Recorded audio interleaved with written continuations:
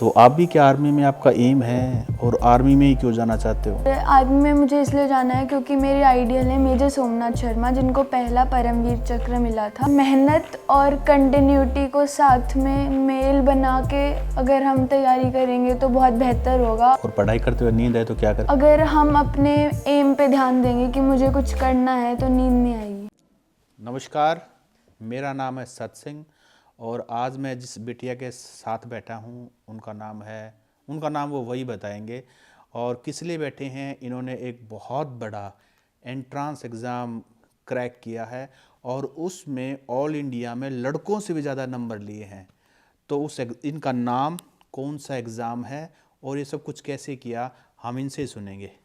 नाम से शुरुआत कीजिए। मेरा नाम मुक्ता है, मुक्ता ढल। कितने साल के हो? 12। तो आपने क्या झंडे गाड़े हैं? RIMC clear. Full form? राष्ट्रीय इंडियन मिलिट्री कॉलेज। ये क्या होते हैं? कितने स्कूल हैं इस तरह के? इस तरह का एक ही है देहरादून में। देहरादून में कितनी सीटें होती हैं? गर्ल्स की ऑल ओवर इंडिया 5 और बॉयज़ की 25। और ये एग्ज़ाम कब हुआ था? एग्ज़ाम 4 जून 4 जून 2023। 23। अच्छा, एग्ज़ाम हुआ। कितने मार्क्स का एग्ज़ाम होता है? कौन कौन से सब्जेक्ट आते हैं? थोड़ा डिटेल में खुल के बताओ। सबसे पहले रिटन एग्ज़ाम होता है 400 मार्क्स का, मैथ्स 200, इंग्लिश 125 और GK 75। क्वालिफाई करने के लिए 50-50% सब में चाहिए होते हैं, मतलब 200 प्लस चाहिए होते हैं। अगर एक भी सब्जेक्ट में 50% से कम मार्क्स हैं तो फिर डिसक्वालीफाइड माना जाता है। फिर उसके बाद लिस्ट आती है, उसमें ये पता चलता है कि कौन से बच्चे क्वालिफाई हुए हैं, कौन से नहीं हुए। फिर जो बच्चे क्वालिफाई होते हैं उनके पास इंटरव्यू की डेट आती है, जो कहाँ पे होगा, किस टाइम पे होगा। फिर इंटरव्यू वाइवा वॉइस 50 मार्क्स का होता है, उसमें से जितने मार्क्स स्कोर करते हैं उनको रिटन मार्क्स में ऐड करके और मेरिट लिस्ट लगती है, बॉयज़ और गर्ल्स के अलग अलग। तो आपका जून 2023 को रिटन एग्ज़ाम हुआ, इंटरव्यू कब हुआ? 7 दिसंबर। रिज़ल्ट कब आया? रिज़ल्ट दोनों का? जनवरी में। जनवरी में, अभी हाल ही में रिज़ल्ट आया है। और उसमें आपने क्या झंडे गाड़े हैं ये भी बताओ सबको। ऑल ओवर मतलब मिला के मेरे 290.5 मार्क्स थे। गर्ल्स में हाईएस्ट थे और बॉयज़ में जिसके हाईएस्ट थे वो थे 290। तो यानी कि आपके RMIC के टेस्ट में लड़कों से भी ज़्यादा मार्क्स है, यानी कि आप ऑल इंडिया टॉपर हो। Yes sir. Very good. और आपका बैकग्राउंड क्या है? पापा क्या करते हैं, मम्मी क्या करते हैं, कितने भाई बहन हो? मेरे को मिला के 3 है, मेरी एक छोटी बहन है और एक छोटा भाई है। मेरे पापा का नाम मिस्टर प्रदीप ढुल है, वो बिजनेसमैन है, Agnimitra fire and safety services का बिज़नेस है। और मेरी मम्मी का नाम है मिसेस मन्नू ढुल, वो इंग्लिश लेक्चरर हैं। और मेरी छोटी बहन है वो रिद्धि है, और भाई कुमार भानु। तो जब आपने ये एग्ज़ाम क्रैक किया, ऑल इंडिया के आप टॉपर हो, तो कोई टॉपर ऑल इंडिया का ऐसे नहीं बन जाता, उसके पीछे बहुत प्लानिंग होती है, मेहनत होती है, बहुत सारी ऐसी रातें काली की होती है और आपने भी ज़रूर की होंगी। Yes sir. कुछ तो बताओ, इतना संघर्ष किया है छोटी उम्र में, कुछ तो बताओ। सर मैं दिसंबर 2022 में सुखोई एकेडमी में गई थी, फरीदाबाद में हॉस्टल में। फिर 6 महीने का टाइम था मतलब एग्ज़ाम होने में, और फिर दोबारा मेरा सेकंड अटेम्प्ट था, फर्स्ट अटेम्प्ट में नहीं हो पाया था। तो फिर जो मेरा सेकंड अटेम्प्ट था तो उधर मतलब सुबह 8 बजे से शुरू होती थी क्लास इंग्लिश की, 8 से 2 बजे तक दिन में। फिर 2 से 3 होता था लंच, 3 से 7 फिर मैथ्स, 7 से 8 फिर डिनर, और 8 से 10 GK, 10 से 12 मैथ्स, फिर 12 से 2 सेल्फ स्टडी। नहीं, ये रात की बता रहे हो? Yes sir. रात को 12 से 2 सेल्फ स्टडी। नहीं, इतना पढ़ने के बाद फिर सेल्फ स्टडी का भी समय, एनर्जी और समय मिलता था? यस सर, मतलब होमवर्क वगैरह करने का। तो ये पढ़ाई थी तो सज़ा थी?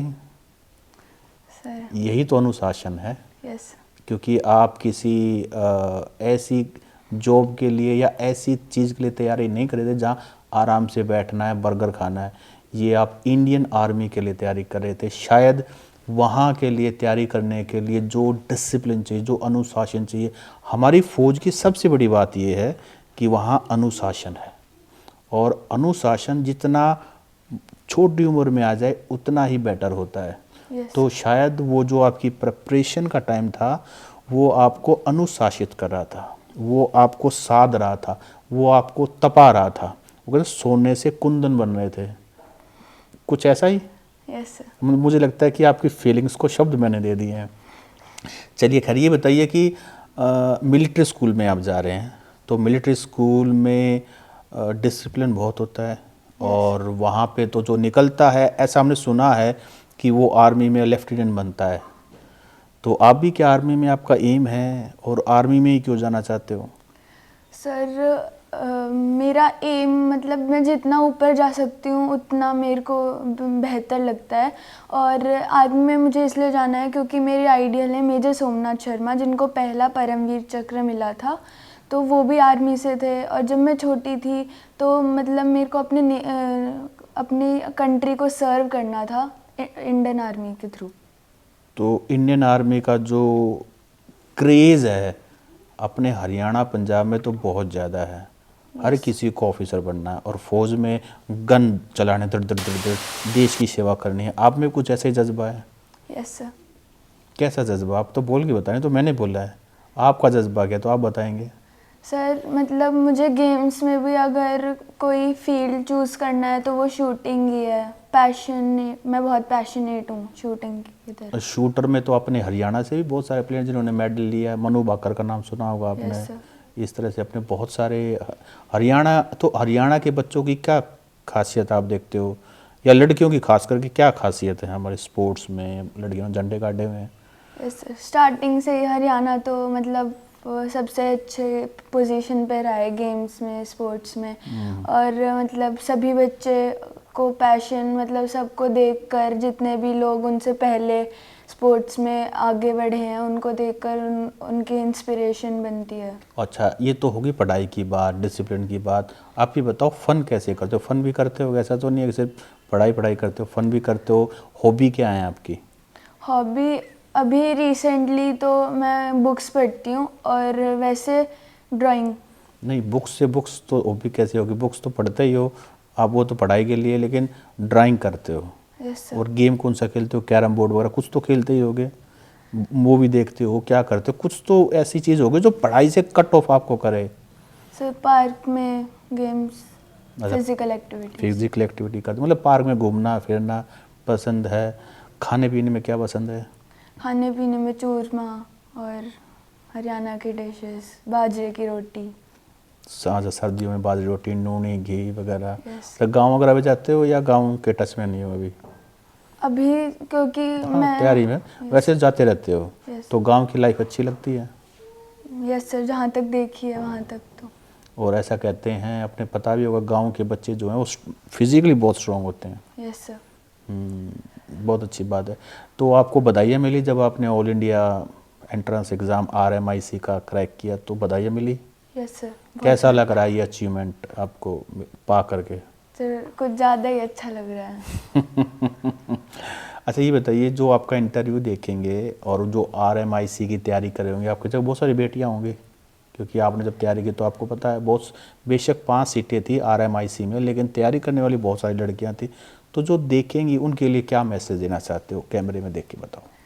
सिर्फ अगर मेहनत और कंटिन्यूटी को साथ में मेल बना के अगर हम तैयारी करेंगे तो बहुत बेहतर होगा, और उससे ही मेरा सिलेक्शन हुआ है। और पढ़ाई करते हुए नींद आए तो क्या करें? पढ़ाई करते अगर हम अपने एम पे ध्यान देंगे कि मुझे कुछ करना है तो नींद नहीं आएगी। और नींद आए तो समझ लीजिए अभी एम, अभी आपका सदा नहीं है, भटक रहे हैं। भटक रहे हैं। ये सिम्टम्स हैं, क्योंकि ये तो सब कुछ आपने करके सीखा है ना सब कुछ। तो नींद तो कभी कभी आप शुरू में तो आपको भी आई होगी। यस सर, शुरू में तो सबको आती है। उसके बाद नींद ही नहीं आती थी, फिर तो नींद बुलानी पड़ती थी, नींद थोड़ी देर तो आ जा।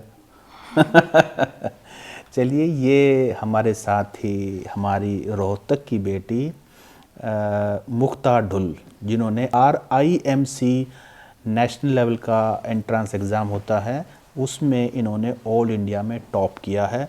और मुक्ता ढुल एक आर्मी ऑफिसर बनना चाहती हैं, और इनसे बात करके हमें बहुत अच्छा लगा। बेटी बहुत छोटी है, अभी 7th क्लास में है अभी, है ना? Yes sir. 7th क्लास में है, लेकिन इनकी जो बातें हैं वो किसी मैच्योर व्यक्ति से कम नहीं है।